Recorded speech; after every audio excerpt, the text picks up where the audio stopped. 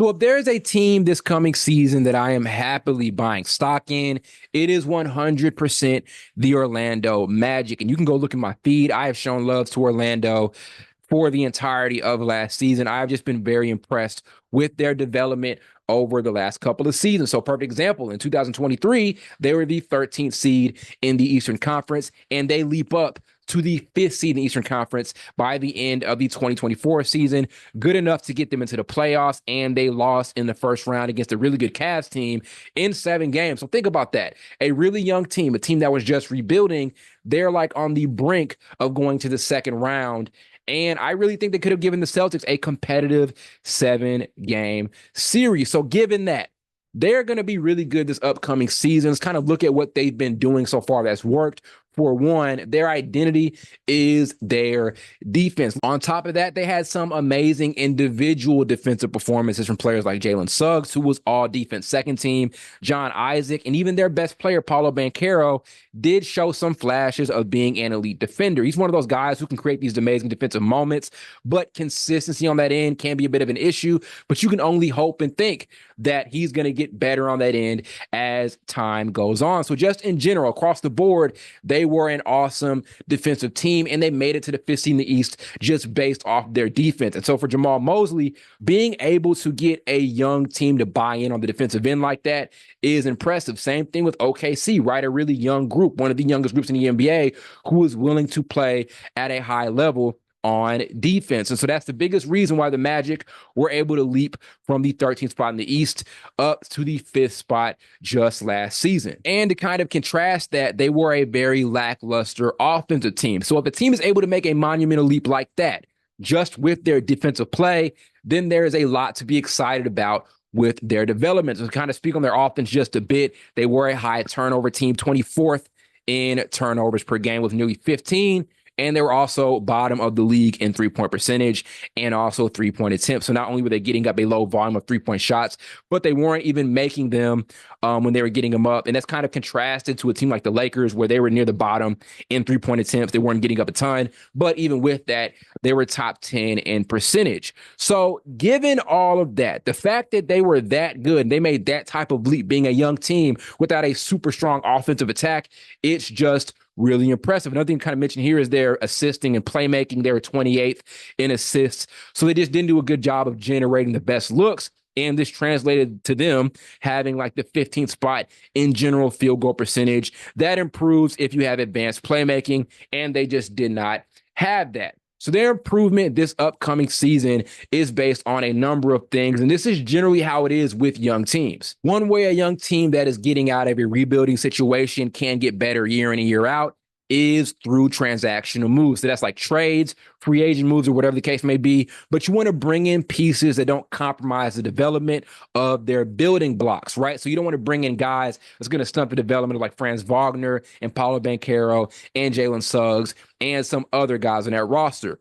Two, internal development is super important, right? So a lot of times we only judge improvement by transactions, right? Unless you're like a loyal fan of a team, rarely is internal development talked about a lot when bigger platforms make like their offseason predictions and projections, right? So those are the two ways, the two biggest ways, in my opinion, for young teams that are kind of exiting their rebuilding process and trying to be consistently good. Those are two ways in which they can continuously improve year in and year out. And I think Orlando this offseason has done a good job at just that. So as far as the transactional piece, for example, they made, in addition of signing KCP, that was absolutely huge. Kentavious Caldwell Pope is just simply one of the best shooters in the entire league. He's been at least a 39% three-point shooter the last 4 seasons while playing a high volume of games and getting up a high volume of three-point shots. So you address your shooting issues by adding literally one of the best shooters in the NBA on your roster. Now your three-point shooting front is much better. You had Jalen Suggs last season, who was nearly 40% from the three-point line, and also KCP, who's also a 40% three-point shooter over the last couple of seasons. So now two guys in your starting lineup potentially are putting up elite three-point shooting numbers for Suggs. We'll kind of see if he can keep that going on a consistent basis. We've seen guys shoot it well 1 year from three, then fall off. But from what we saw last season, that is a major improvement from a three-point shooting standpoint. On top of that, KCP is one of the best perimeter defenders in the entire league. So he just adds on to that Orlando Magic defensive identity that we just talked about. He's simply one of the best one-on-one guards in the league. But what I like about him the most is that he's very difficult to screen, right? Screening him off of somebody is not an easy task. He's good with fighting over and navigating through screens. And why is this important? Well, the team to be in the East right now, judging by what we saw in the NBA Finals, are the Boston Celtics. Boston made a living off of that in the playoffs, finding mismatches through like these guard or perimeter player screens.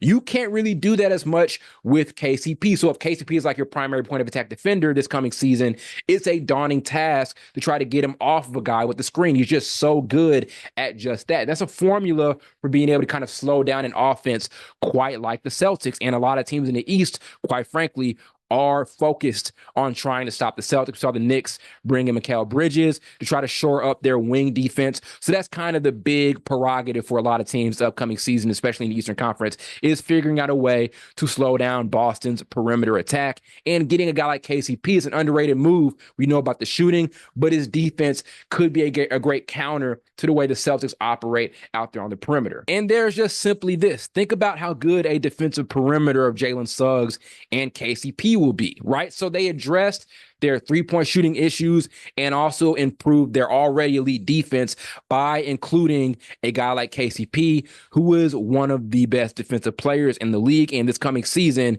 they do have just simply one of the best defensive 1-2 punches out there on the perimeter between KCP and Suggs. So here, KCP was a free agent move, essentially a transaction that doesn't take away from their core's capabilities and actually makes their job easier because of the extra spacing.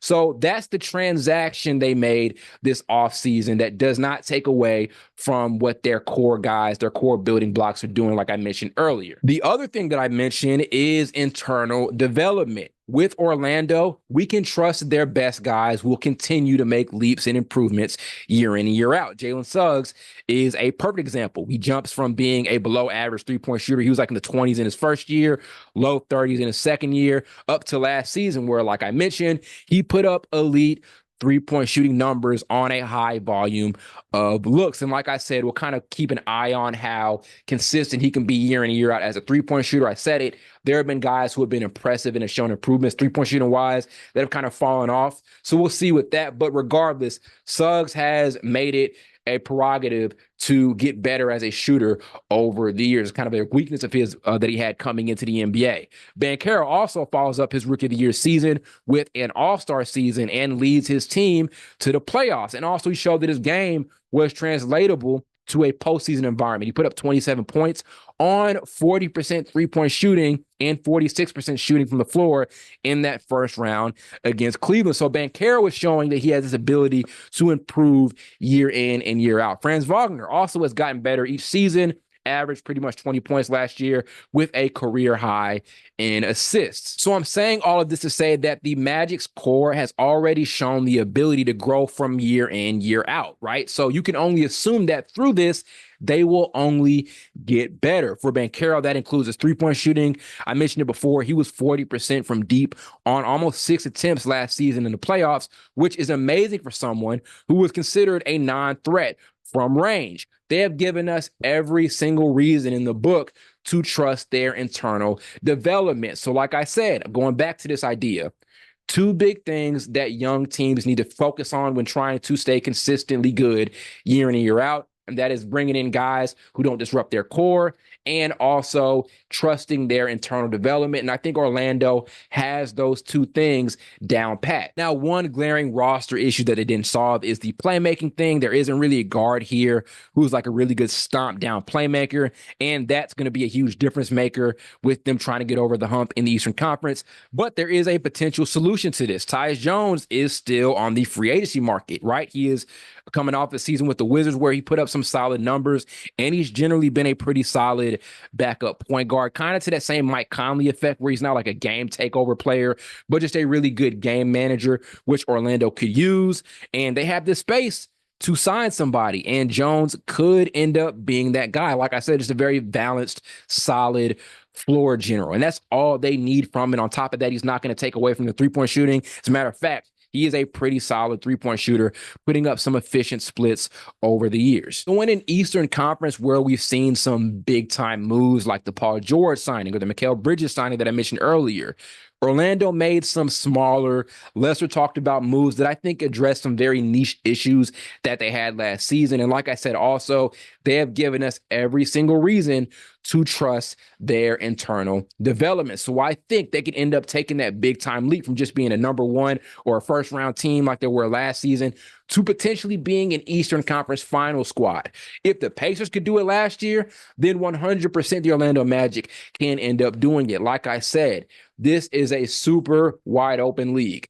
The most talented team isn't going to dictate everything every time down. As a matter of fact, 2 years ago, or really just 1 year ago, we saw the Miami Heat make the NBA Finals as an 8 seed. They were not the most talented team at all in the East. As a matter of fact, they defeated a lot of teams that were more talented than them on paper, en route to winning that championship or winning that Eastern Conference championship. As a matter of fact, in that first round, they beat Giannis and Jrue Holiday in that playoff series, right? So that's the way the league is right now. And I think the Orlando Magic have what it takes to take advantage of a league where there is no active dynasty, right? And it's a good time to be a fan of a team that is rebuilding, because that's what's leading to winning situations. If you look at the last couple of NBA champions, they have been teams that have trusted a rebuilding process rather than trying to get every player through the free agency market or the trade market. And there are some exceptions, right? Like, of course, Boston made an addition by bringing in Jrue Holiday. But the biggest thing is they had a core of Jaylen Brown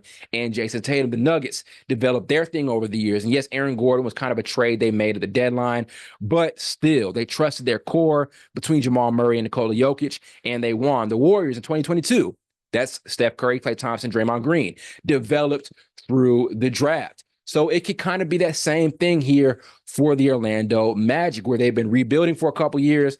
They develop a great core, and I think they've done a great job this offseason of not compromising that core at all, while also addressing some very specific issues, most namely their three-point shooting. So I'm extremely excited to see what they end up doing this season. I do think they could end up being as high as like a top 3 seed in the East with how they address their offense and how good they already were defensively and how they got better defensively bringing in KCP. So we'll see what they end up doing, but just amazing stuff from that front office so far. And hopefully they can capitalize off of a successful 2023-24 season that we just saw.